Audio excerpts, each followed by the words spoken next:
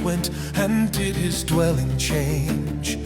When Jacob's house went out from those that were of language strange, then God chose Israel as his own with miracles and signs, and led them to a promised land, a land of milk and wine.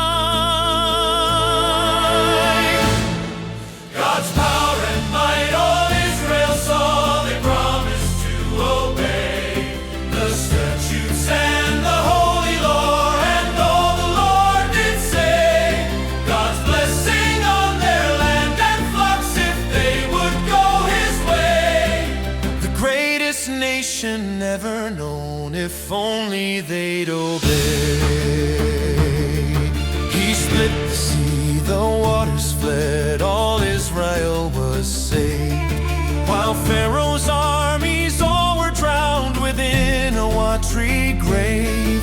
By his great arm he brought them out with children, flocks, and grain, unto a land to make their own, with God their King to reign.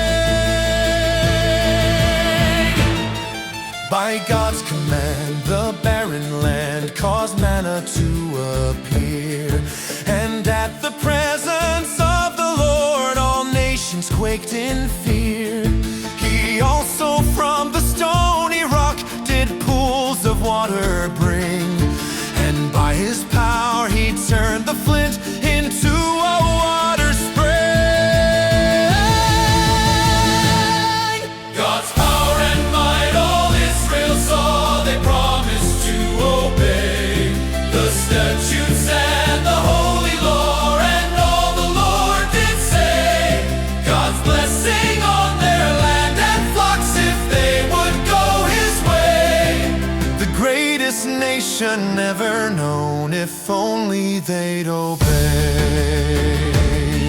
A cloud by day, a fire by night, God's pillars led the way. Their clothing nor their shoes wore out whilst traveling day by day. Like rams the mountains and like lambs the hills skipped to and fro.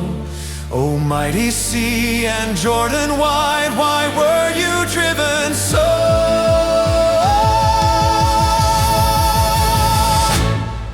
God's power and might all Israel saw, they promised to obey the statutes and the holy law, and all the Lord did say, God's blessing on their land and flocks if they would go his way.